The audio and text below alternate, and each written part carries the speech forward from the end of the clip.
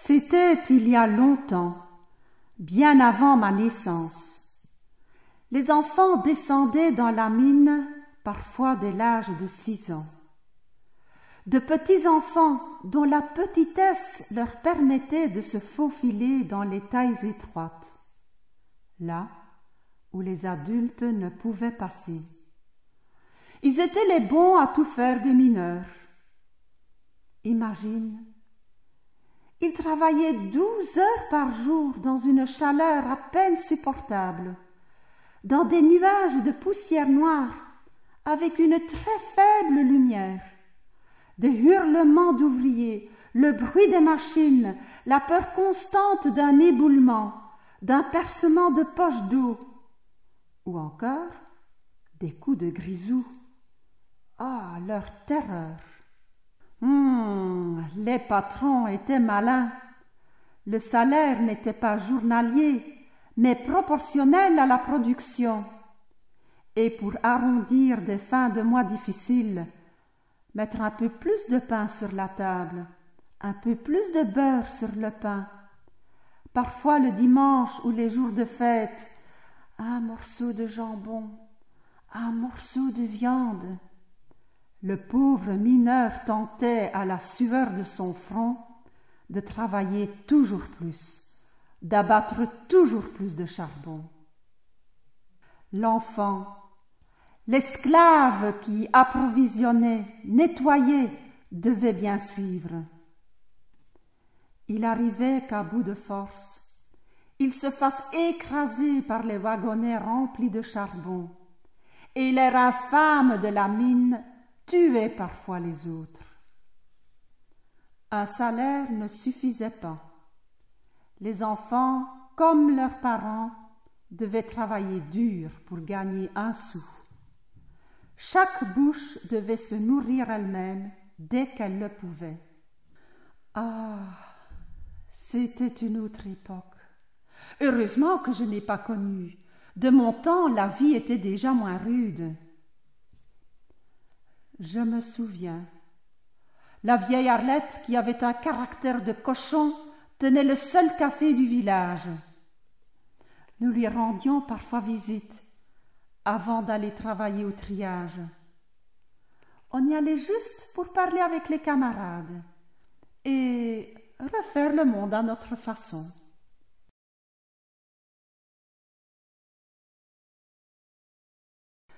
Tout a commencé quand nos regards se sont croisés sur le quai d'une gare, un beau jour d'été.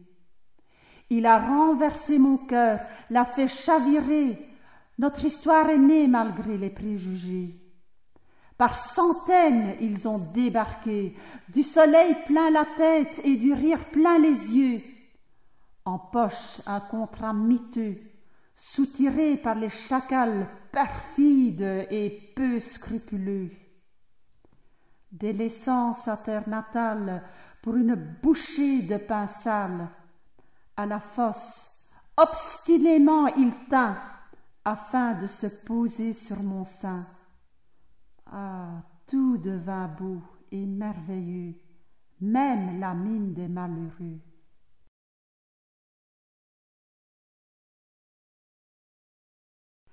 À peine réveillée de ces années de guerre, l'Italie découvre avec effroi l'effondrement de toute son économie, la révolte et le désarroi de sa jeunesse, la misère et le chômage qui atteignent toutes les couches de la population, surtout dans le sud de l'Italie.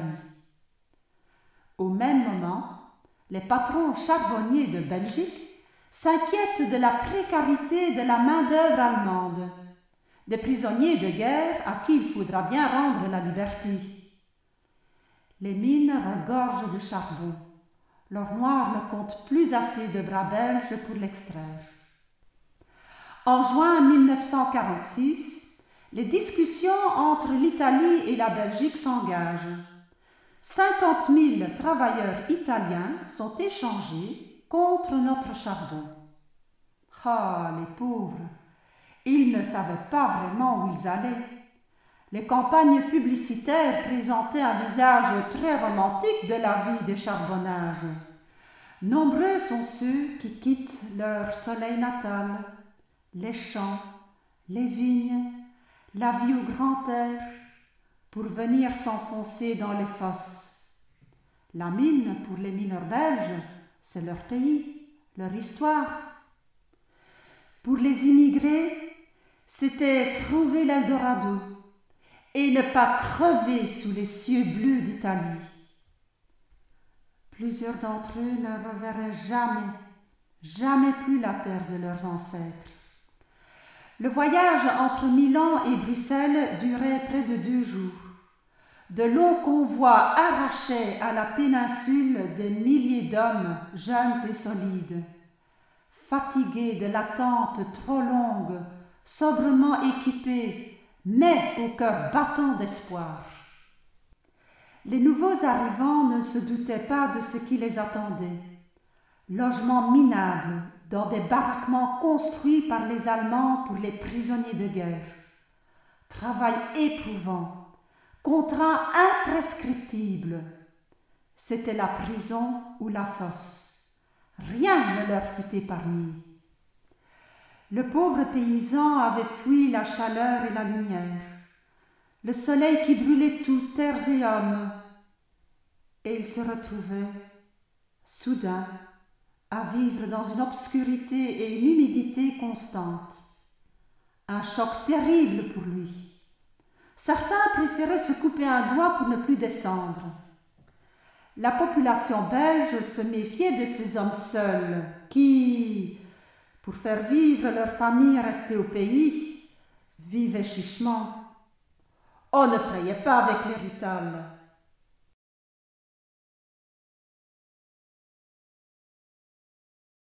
Lorsque je suis née, l'obligation scolaire était déjà fixée à 14 ans et les femmes ne pouvaient plus travailler au fond. Peu d'entre nous ont pu continuer à fréquenter les bancs de l'école. J'ai grandi dans les corons. J'ai travaillé au triage durant mon adolescence pour un salaire inférieur à celui des hommes au même poste. Le tri du charbon se faisait à la main par des grilleuses ou des trieuses, métier essentiellement féminin. C'était un travail fastidieux. Nous étions debout en permanence dans la poussière de charbon. Pour nous en protéger, nous portions des foulards. Et pour éviter les coupures, nous avions des morceaux de caoutchouc sur chaque doigt. Eh oui, nous pouvons dire que l'injustice nous sanglait la vie, comme l'escarbille de charbon sanglait nos chairs. Nous travaillions dans un bruit perpétuel infernal. L'hiver, nos cœurs étaient gelés, nos mains ankylosées. L'été, c'était la fournaise. La sueur mélangée à la poussière nous collait à la peau, même après l'avoir frottée jusqu'à l'écorcher. Nos yeux étaient noirs, comme les 10 tonnes de cailloux que nous trions inlassablement. Il fallait être forte pour tenir, mais au moins nous étions à l'abri des coups de grisou, des asphyxies et des éboulements. À l'époque, le charbon était tout ce qui s'offrait à moi comme opportunité. Et puis, mon père était mort à la mine, et votre arrière-grand-mère et moi devions absolument travailler pour survivre. Lorsque la femme devenait veuve, il y avait intérêt à ce qu'un enfant prenne la suite du père à la fosse, sinon elle perdait son droit au logement. Oh, ça n'a pas toujours été facile. À l'époque, même les femmes enceintes devaient continuer à travailler si elles voulaient gagner leur croûte, et ce, malgré l'inconfort physique du métier et les désagréments de la grossesse. Ton arrière-grand-mère et moi, nous travaillions au triage. Ton grand-père, lui, était abatteur. Il abattait le charbon à l'aide de sa pioche. Lui aussi a connu des catastrophes lorsqu'il descendait à la fosse.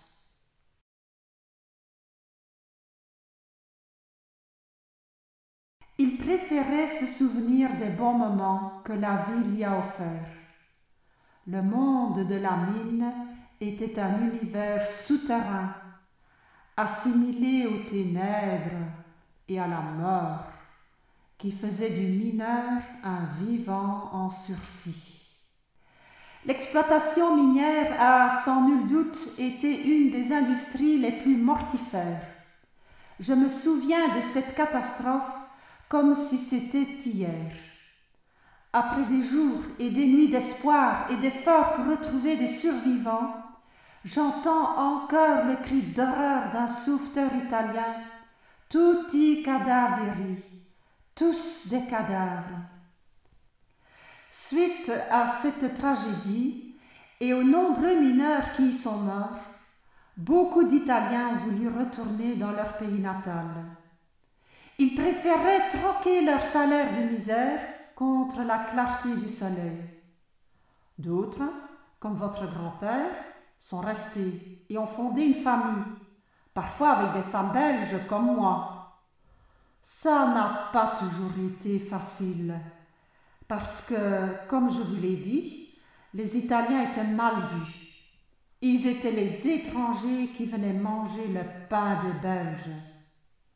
Mais peu à peu, les deux peuples se sont apprivoisés, s'enrichissant mutuellement de la culture de l'autre. Les temps ont bien changé, mais les difficultés font toujours partie de la vie. Les usines ferment les unes après les autres. La pauvreté est toujours présente, le stress en plus. Tu sais, comme disait ton grand-père, mets les jours de bonheur dans ton cœur, les jours de pluie à l'oubli. Ne cherche pas le bonheur d'hier, ni celui de demain. Le seul bonheur possible est celui d'aujourd'hui. C'est pourquoi, dès que tu peux, chante, danse, fais la fête. Car es-tu sûr d'être prochainement encore là?